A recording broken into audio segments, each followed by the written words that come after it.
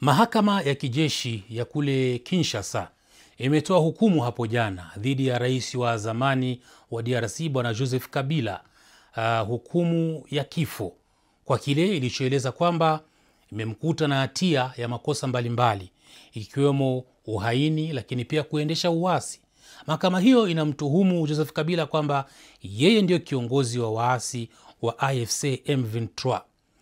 Kosa lake kubwa Joseph Kabila, kama mahakama inavyoeleza, ni kutia nanga kule mashariki mwa DRC katika mji wa Goma, lakini pia alizuru mji wa Bukavu.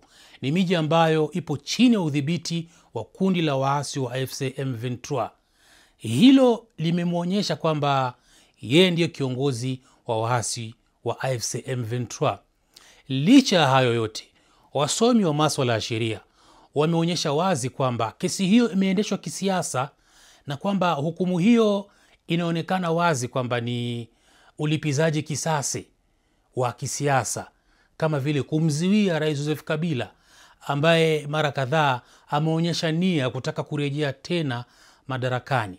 Na hata mashirika mbalimbali ya haki za binadamu na vyama kadhaa vya kisiasa vimeonekana kutokubaliana na hukumu hiyo ambayo ilitolewa na mahakama ya kijeshi. Lakini swala lililopo hapa ni kwamba baada ya hukumu hiyo, nini kitafuata?